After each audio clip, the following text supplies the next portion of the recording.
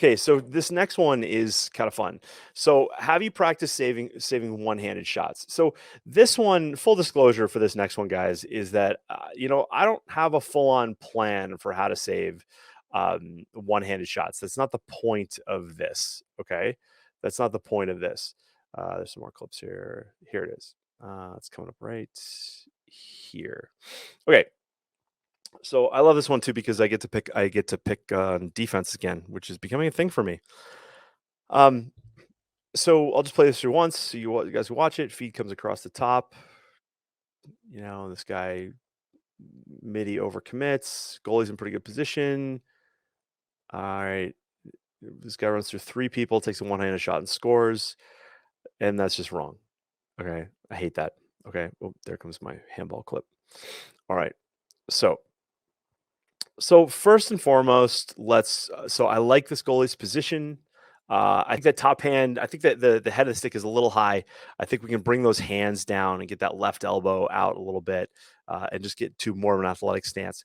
The feet are wide. They're probably a slightly too wide for this goalie, but the angle between the ankle, knee, and hip is good in my opinion. They're not stacked on top of one another.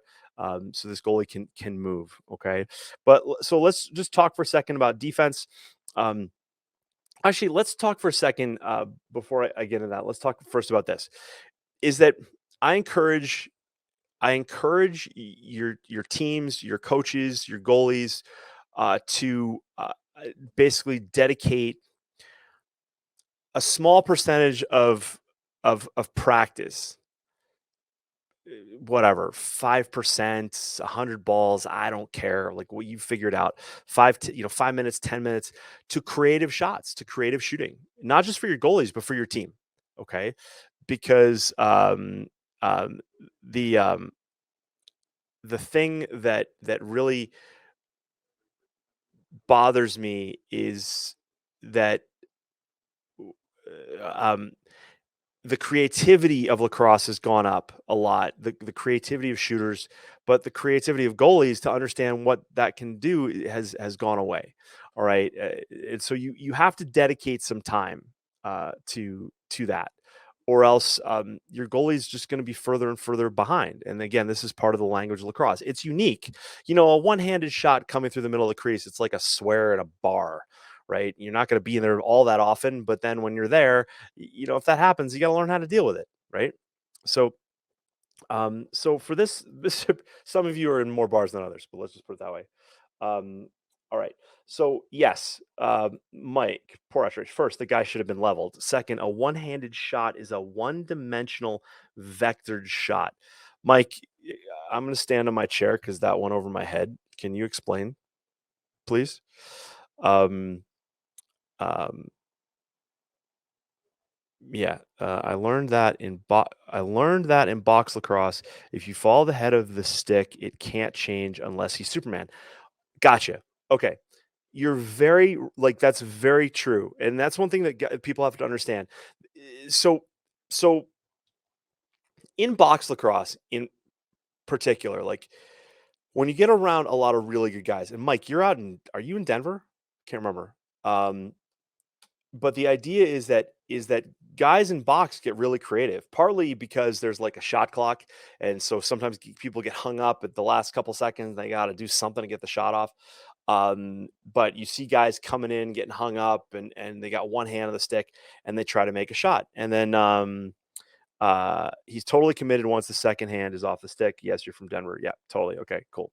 Okay, so this is where everybody should understand that when you talk about understanding the language of lacrosse, which I've been trying to get you guys to understand, is this is that it's the stick, it's the angle of the stick, it's the angle of the shaft, it's the angle of the hands, and then the arm that kind of give away the direction of that shot. And like Mike said, there's a point where you get to a point. I'm going to fast forward this here, right here. Like this guy can only do so much with his ball, right? So like right here, if I know that his hand is way back here and he's about to get hit. Well, if I actually have done this with my own stick, I realize that I can't shoot this ball down very hard that the ball is most likely going to go like up, right? There's only so far this ball can go down by his positioning, but and also the stick head is going to give away like right here the angle of the release is going to tell us like where that ball goes, right? So this guy your goalie needs to have experienced this at some point in practice to go, okay, wait a second. All right, he's getting lit up here. He's getting pushed. This ball is probably not going to go low. So I've got to assume it's going to go high and get there. Oops, sorry, get them and get there. The other thing is that as a righty goalie, as a player, as the shooter comes across the front of the cage, this goalie is standing on the freaking goal line. You are the smallest you can be. Any shot is the furthest away it could possibly be from you. What I mean by that is like if we're doing like angles here, if I let's say the ball is going to go 6 inches off the left side of my head. Well, if I stand all the way back in the cage, well, I've got to move my stick as like the longest distance to get to 6 inches. That makes sense. If I come out at the shooter with the same stance, yes, there's less distance, but this ball is moving quite slowly. There's less distance from the time the ball leaves the stick to me, but the distance I have to move has now been cut down, right? Has now been cut down. So it's a shorter distance. Does that make sense? Okay. Um, but the idea is that I want a goalie to come out and be big because when this guy is getting hung up by this defenseman here, he's still looking at the cage going like, wow, there's a lot of net to shoot at, right? I got a lot of options here. And I should put this on a t-shirt, but the idea is this.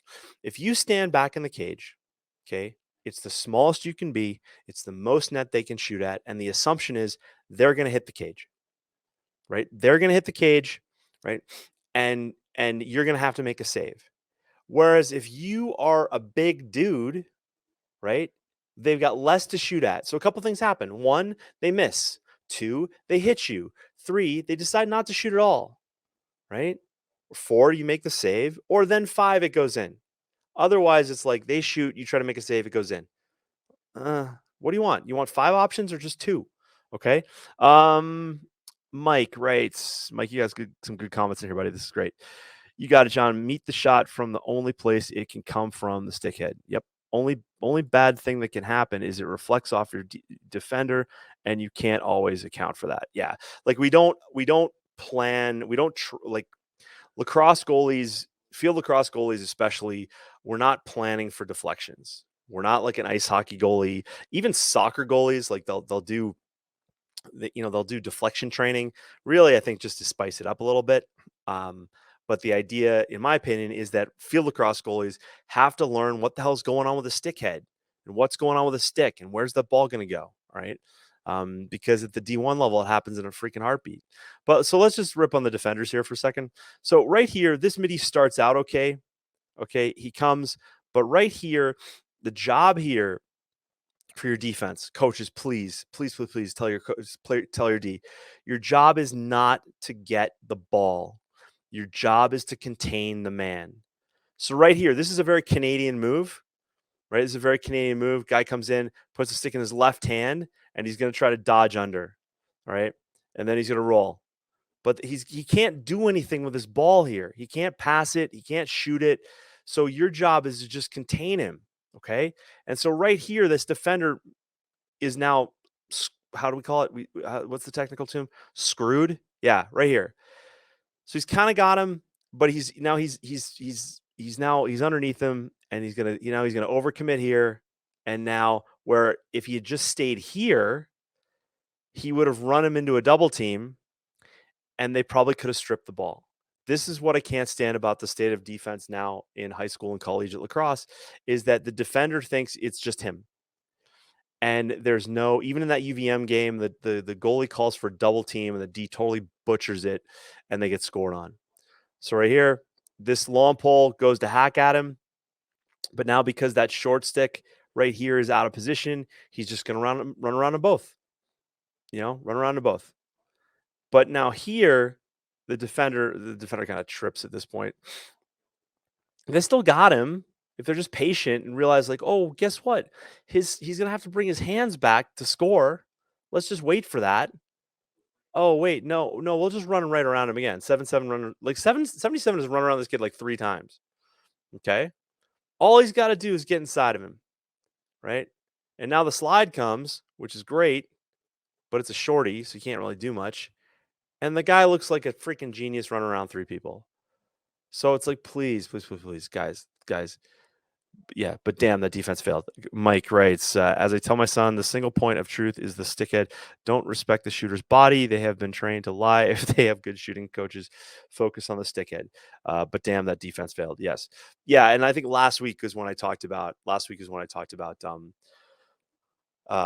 was last week about the goalie coaching that talks about you should read a shooter's shoulders to get a jump on the ball. No, because shooters are only going to get better than they are now. And the shooters that are out there now who, when they realize like, oh, wait, I can actually, like, doesn't it amaze you that more players don't do like look away passing or shooting? As a goalie, when I was in high school, when I figured out that I could look off a defense or a ride, I could look off like an entire team. Like 9 guys would go one way and I would pass to my open teammate on the other side of the field. It's like Matthew Stafford in the Super Bowl, man. Right? That last pass he made to Cooper Kupp, not the touchdown pass, but the one before it. Matthew Stafford's like looking this way, and he went whoop. It's like every lacrosse player should learn how to do that. Okay, every lacrosse player should learn how to do that. So this one really bothered me. Okay, for different reasons. So, all right. So yeah, so your goalie, you should have some time. So this is a thing I would do. It's like, okay, guys, remember in that second quarter when we got, Jeff from the other team, like made our defense look stupid, especially you, Jimmy. And he came in and he did that one. We're gonna practice that. And what I would do is I put my defense out there with no sticks. I would say, okay, we're going to do this in slow motion for a while. Okay. Remember, he came down here and then you guys overplayed him. I would actually have my D try to overplay him and then see him roll around. And then he comes in and I would have my team like take a one-handed shot and go like, whoop, let's see what that does. And then your team is going to go like, hey, wow, guess what I can do? I'm actually pretty good at that. I might try that in a game. Now that might backfire a little bit, but at least your kids are learning. Okay. So you got to remember, dedicate some time in practice to creative shots and understand and learn what that stick is doing. All right, guys, thanks for watching and thanks for listening wherever you are. Do me a favor, hit the like button if you like this and be sure to subscribe if you haven't already. When you're ready, head on over to lacrossegoalieuniversity.com/coaching so I can work with you and your goalie. And while you're at it, check out athletespecific.com to learn more about mental performance and high performance. You may not know this, but I work with athletes in a variety of sports. Lacrosse is my love, but man, I love athletes and the families who support them. So head on over to athletespecific.com and check it out. I'll see you in the next video. Cheers.